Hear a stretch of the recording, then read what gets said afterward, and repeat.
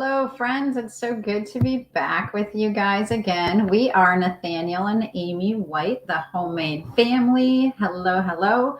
You can find our other podcasts and all the things that we've done on our website at www.thehomemadefamily.com. On our YouTube channel, just search for The Homemade Family, Nathaniel and Amy White. And anywhere podcasts are found, search for Insight Now, The Homemade Family. We do hope if you enjoy this that you will like, comment, share, and go check out some of our other things as well. Yes. Yes. So we are excited today to talk about going back to school. Today is our back to school episode. And I don't know about you, but it's been a little bit of a rough transition for us back to school. We in the past, we take school year by year, whether we're going to send our kids to school or whether we're going to homeschool, whether some are going to go and some are going to stay home. And this year, we sent our younger three back to school. So they are in 7th grade, 5th grade, and 4th grade at the local private school. And we are homeschooling our 10th and 9th graders still. And in years past, for 3 solid years, we have homeschooled all 5 of them. And before that, I think we sent them all 5 for a year or 2. And before that, we've just bounced around and done multiple things. But anyway, I know that a lot of people are probably dealing with a lot of the things that we're dealing with. And so we just wanted to come on here and talk about some of the things that we have been experiencing in this transition back to school and out of summer schedules. And then some of the talks that we've done with our kids and some of the ways that we're handling some of the stuff that we're bumping up against. So yeah, we just figured if it's been helpful for us, it'll be helpful for other people as well. So especially if you've got kids who are going to school, this episode is absolutely for you. Yes, indeed. I don't know. I just really quick, I want to say this because it was something you said in your intro reminded me of this because she said, you can find everything we've done on our website.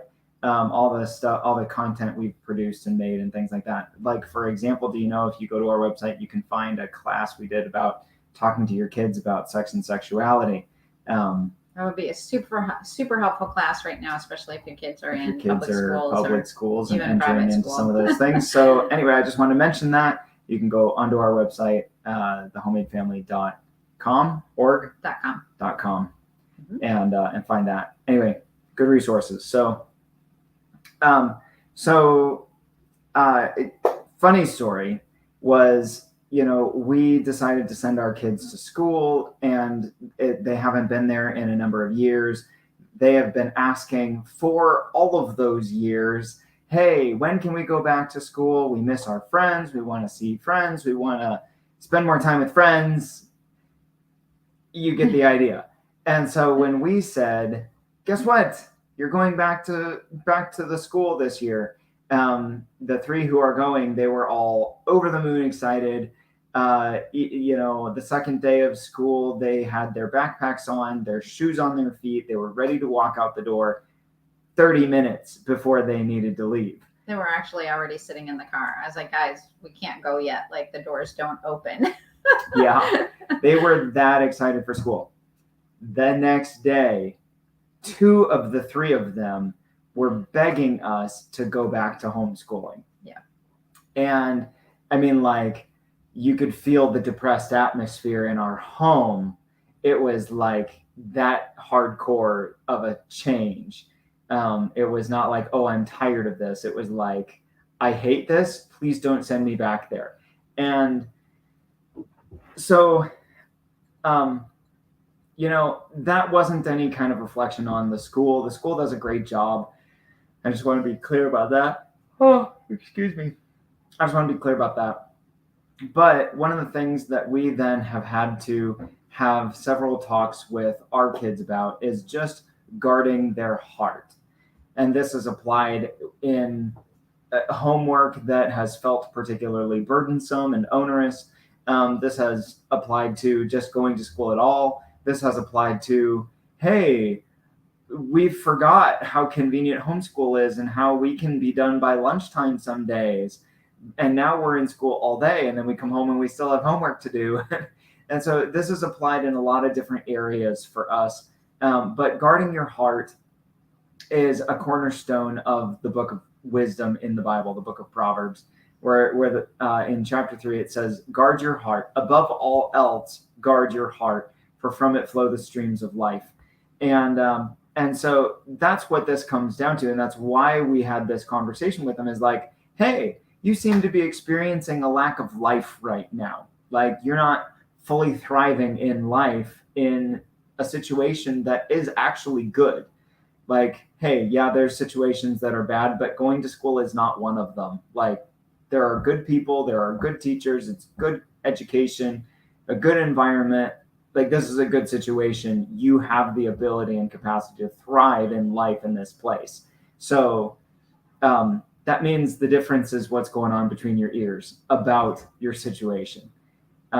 And so what we said to them was, if you want to enjoy your school year, you have to guard your heart towards it. What does that mean?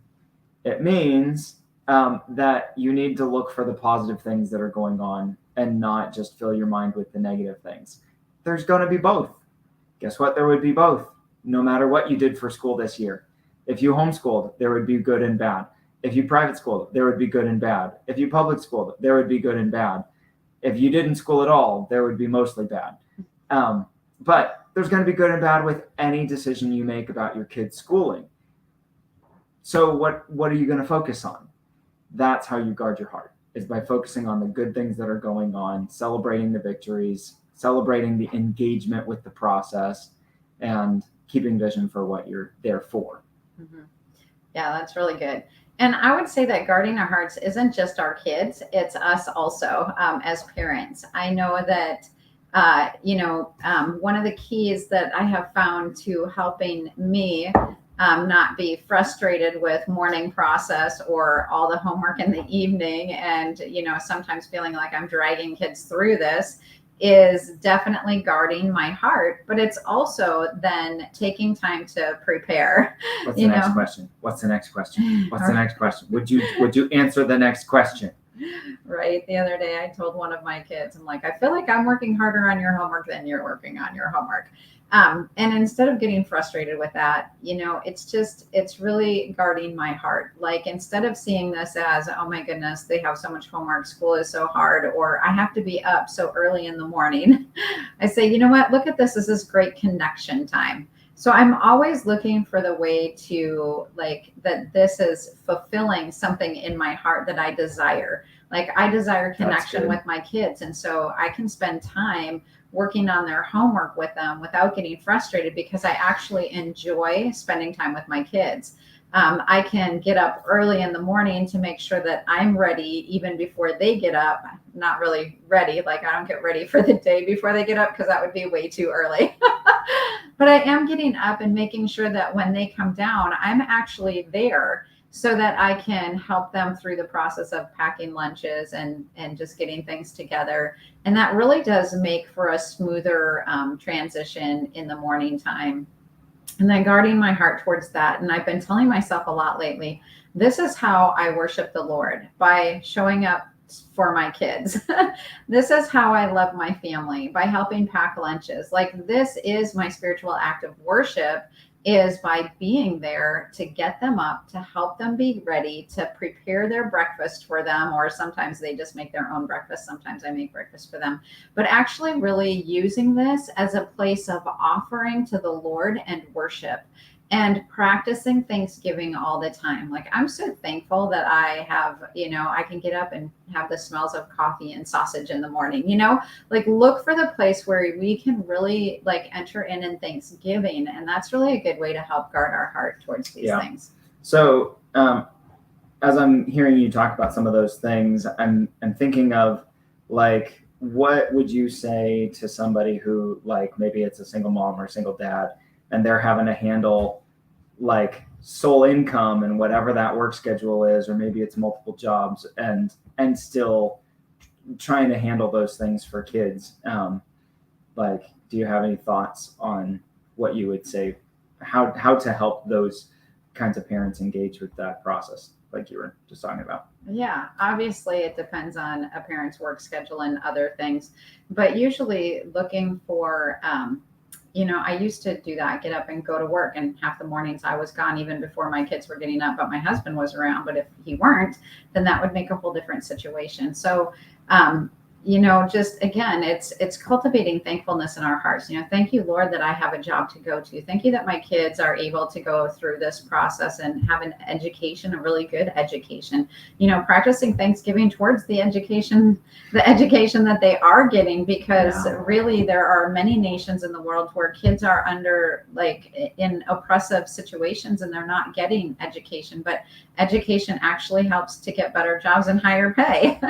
And so working to cultivate Thanksgiving in those places. And then again, just cutting out. I was actually watching, I love The Minimal Mom. If you guys don't follow The Minimal Mom, either on YouTube or Pinterest or Instagram, like, go find The Minimal Mom, Don Madsen. She's just amazing. And she was just talking about even decluttering her fridge so that it was easy to find what foods are in there. And truthfully, if you were a single parent and you were trying to manage kids going to school and other things, I would really work to declutter your life, like cut out all unnecessary extra activities and events, so that in this season you can have smooth transition when kids come home from school and getting meals and homework done.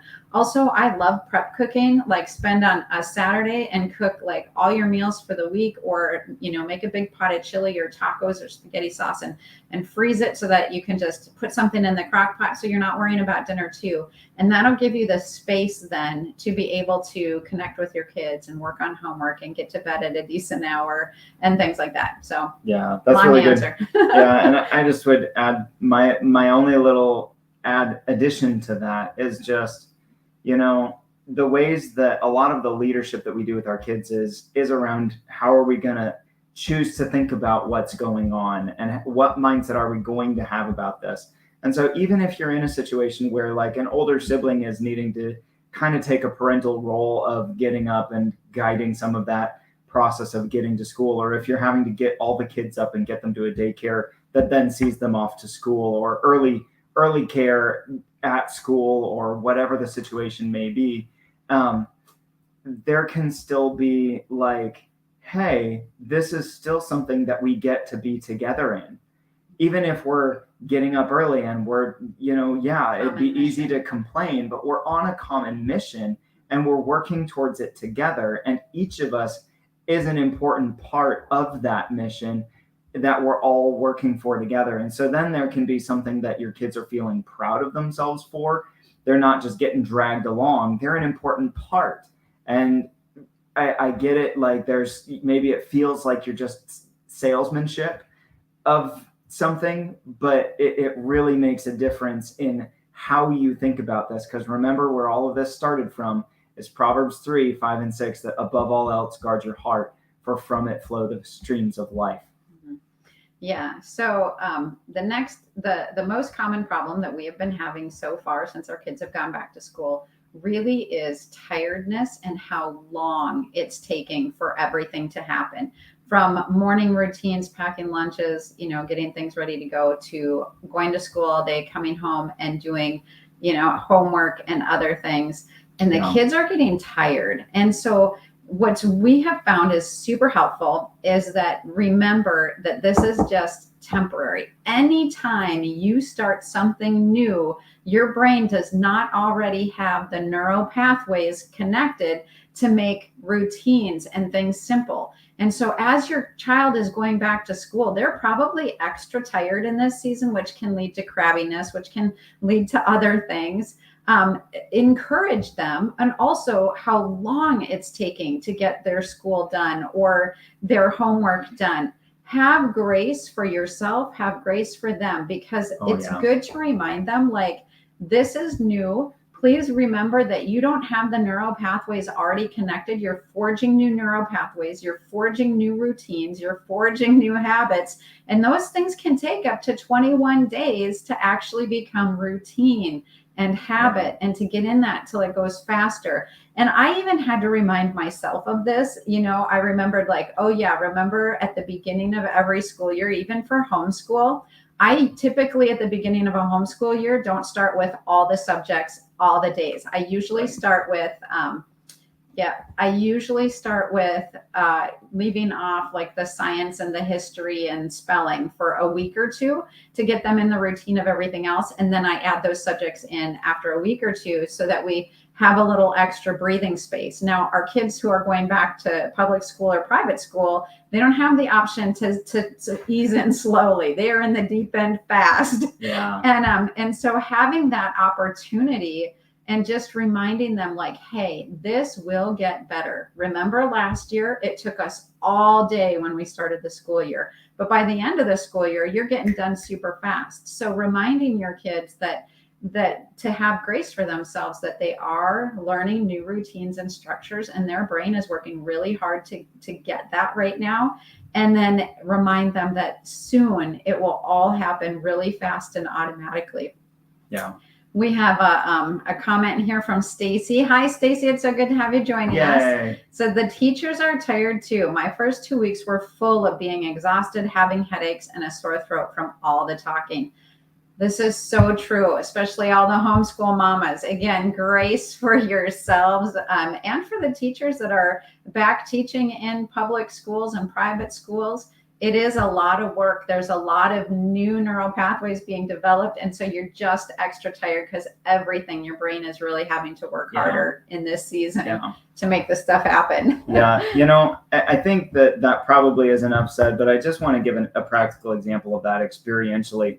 If you think of just some time when you've been driving to somewhere new and how much more you have to pay attention to every little detail.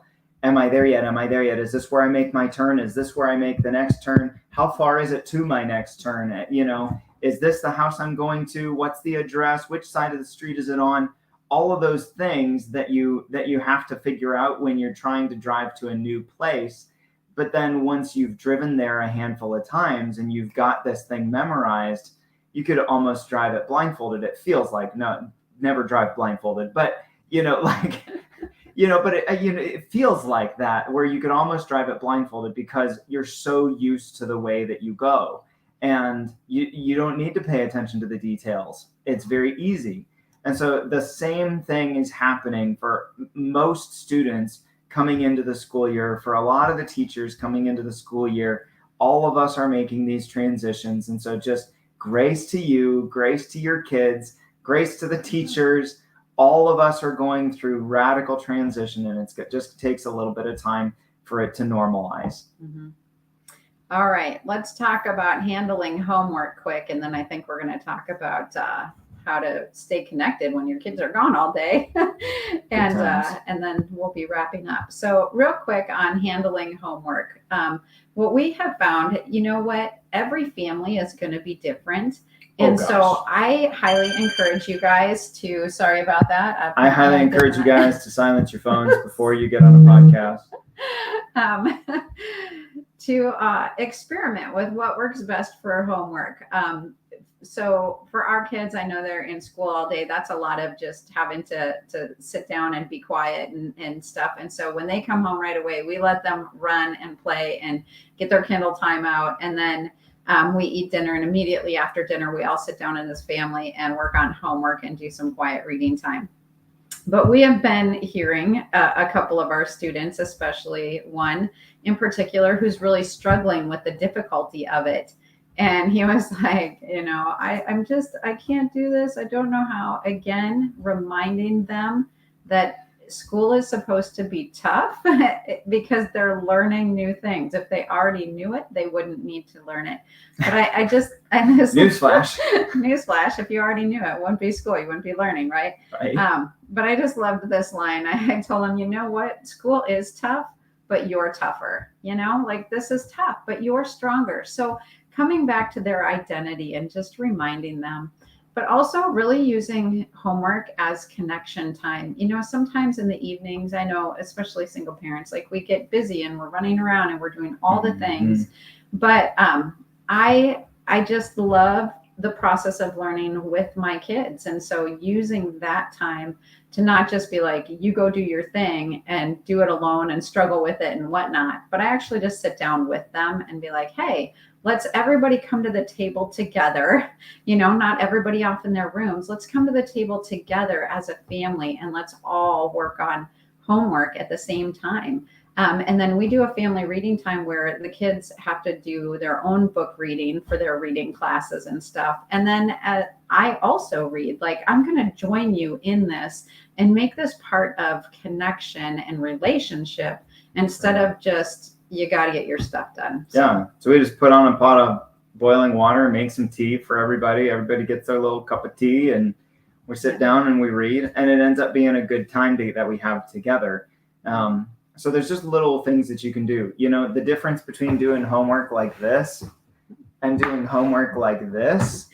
And for those connection. Listening, yes, that is separated and far away, or actually, touching them. If I draw up near to my child and put an arm around them, or or scratch their back, or just there's little things that you can do. If you remember our story that we told in, I don't remember which episode of probably our love languages, and we talked about our son Simeon, who we could tell he was feeling disconnected. And so there was a day Amy set the entire day aside just to restore connection with him and get his love tank filled up, and took him on a special outing and played games with him and did all these things with him all day long. And at the end of the day, he's still crying, feeling disconnected. She's like, what do I do? And it finally comes out, he just wants to be held. I'm like, oh, this is touch, physical touch. He needs to be touching us. And so, especially for him, we pay attention to those things. If I'm going to help him with homework, I'm going to be touching him while I'm doing it so that he feels connected and he feels loved while we're accomplishing a task together. Yeah, that's great. Yeah. So maintaining connection while our kids go to school, and this can be for homeschoolers too. Just great places. How do we keep the connection? First of all, Nathaniel jumped in with that, like love languages. If you didn't hear our love languages podcast, you can go out and search love languages everywhere, but you can go back and listen to our love languages podcast as well. I think it's under the 4 keys of great relationships. And if you know your kid's love language, then make sure that you're loving them in their love language, multiple times a day. When you see them in the morning, when they come home, and then right before bed. Which, again, if you're learning something new, there's a bit of a process to, eventually it just becomes the way that you interact with them. There are words of affirmation, so you're praising them more frequently, or their physical touch. So you just are in the habit. Eventually those things become habit, but it might sound like, oh, they're asking me to add all this extra stuff and I have to think about all of it. And in the beginning, but it gets normal. Mm-hmm. So there's a study that's done that says that people need 8 hugs a day just to maintain health, and 12 hugs a day really to, my husband keeps hugging me, to really grow and develop. And so especially looking for those key transition times to hug or touch your child, like first thing when they wake up and come down the stairs in the morning, or the first, right when they come home after school. It might just be a quick, side hug, grab their arm, whatever, just that quick touch. And then right before bed at night too are, again, key times of transition that will help your kids to feel connected, no matter how much time you spend together. At least that's there to help them. Yeah. Well, why don't you talk a little bit about some of these? Yeah. So, if you're like us and you get your kids from school, or you're homeschooling, but you finish your day of school and you were there with them the entire time, but you're kind of in teacher role and you kind of want to step back into parent role and have more of this relational, less task-oriented connection with them, right? And so you're like, hey, how was your day? Or your spouse comes home and they say, hey, how was your day? What did you do today? Good. What does good mean? And it just pretty much dies right there. Yeah. If you have had that experience, here are some questions that we find to be a lot more helpful, to actually stir up and generate conversation and draw out details from their day. So you can ask questions like, hey, what was a highlight from your day? What was your favorite thing from school? And that's still a bit more general, but you could ask, hey, what made you laugh today? Or how do you like to put it? Like, what silly or stupid thing happened that made you laugh today? Happen today? Yeah, because we've got 4 boys and 3 of them are basically junior hires. So, silly and stupid works really well for that age group right there. But another question, like, what was something kind that you saw someone do or that you did today?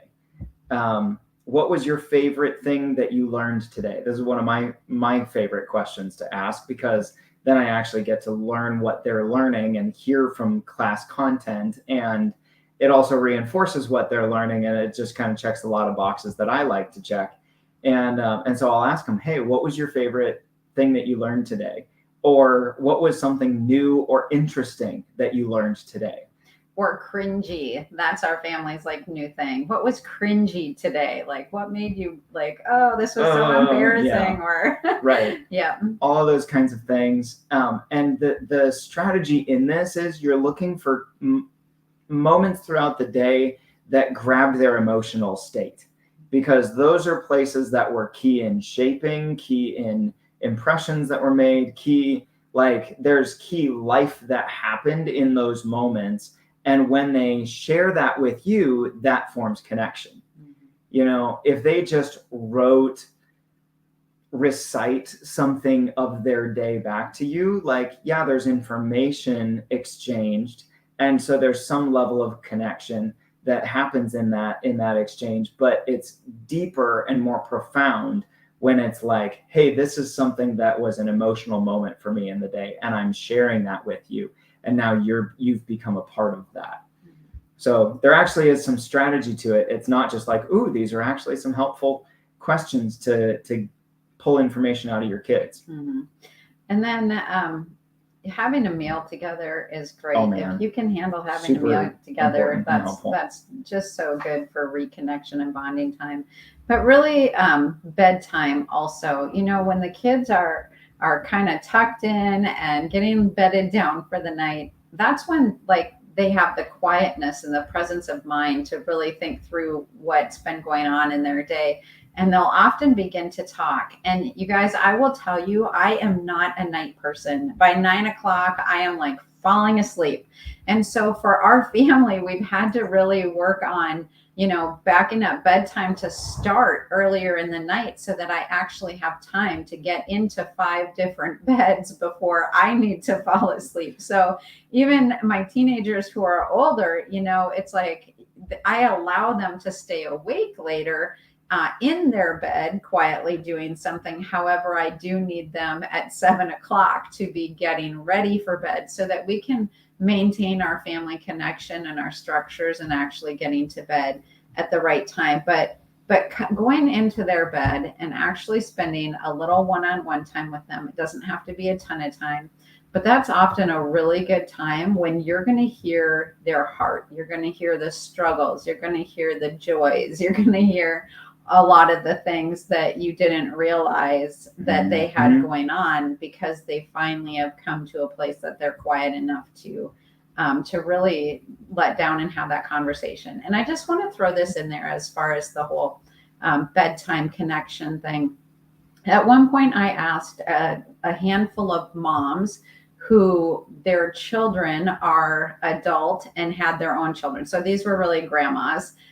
But their kids were still walking with Jesus, and they still have a good connection with their parent. And they never wandered and needed to come back to Jesus. They just were solid families through and through. Yeah. So I just seek out these women and ask them these questions. And I said, what do you feel like you did that really helped you to maintain good connection with your child, and that it helped them to stay walking with the Lord? And the common theme that I kind of found was that all of these moms would spend time at bedtime with their kids, and found that their kids would really let down and let them into the secret places in their lives when they would go in the bed with them at night. Yeah. Yeah, I think that that's super huge, super important. And there's probably a lot more that we could say in that. And I just would encourage you, like, if this sounds so completely foreign, like this is a foreign culture to wait, your teenagers have to start getting ready for bed at 7 and you force them to be in bed so you can tuck them in. Like, how childish are you treating them? Like, no, it's not about that. It's just that this is how we prioritize connection, and they understand it that way. It's not like, what are they going to be doing instead? They don't drive, they're not going out to work, they're not going out and hanging out with friends late at night instead. So it's like, well, they're going to be home, they might as well be together. Mm-hmm. If we have this to do, why not do it together? And so it's just, this is how we've prioritized connection, is we're going to do it together. And then the things that they would be staying up doing, they can do it in their bed. There are some boundaries we put around that. It's not screens and TV watching or whatever else, but that's the heart of it. And so I just want to encourage you to be bold, to make those changes, to cast that vision, to call your kids to it, to say, hey, I just want a better relationship with you. Like, I love you guys so much and I want to connect with you. And I want you to be in my life, me to be in your life. And I just want to pursue you in this way, and maybe if you're in a place in your family where even that much would be awkward, just like go into their bedroom and be like, hey, I just wanted to give you one last hug for the day and tell you I love you. And maybe that's where it starts. And maybe you do that for a while, but it eventually starts breaking down some walls. And, you can start reading the situation, ask some more questions, see if it can open up some doors and opportunities in conversation. So you don't have to start with where we're at. We've been building this for a long time. But if that sounds like, hey, that would be awesome, I would love that in my family, then you can start with just pieces of it. Yeah. And our way isn't the only way. The key is connection. I know another family, they put the younger kids to bed earlier and let the teens stay up later, and then the whole family stays up later in the living room having the conversations. But I can't stay up late, so for me, that's how our family works. But anyway, mostly we just wanted to encourage you that if you are feeling like, oh my goodness, it is really hard right now with the new routines and getting people up and the amount of homework the kids are doing, and just how exhausted everybody is, which might be leading to some behaviors, just remember, this is temporary. Remember the beginning of the last school year, it was kind of all those same things. And as the kids get into the new routines, as you get into the new routines, everybody will start doing things more quickly and everything will start to flow more smoothly. And so just hang in there. You are going to make it. It will get easier. And we just wanted to encourage you guys with that today. So yes. With that, God bless you. God bless your schooling and the journey you're on and parenting right now. And special note, we will not be here next week, September 23rd, because we are going to my brother's wedding. Actually, Friday is that's the 23rd. So catch us in 2 weeks. We hope to see you then. Bless you. Bye-bye.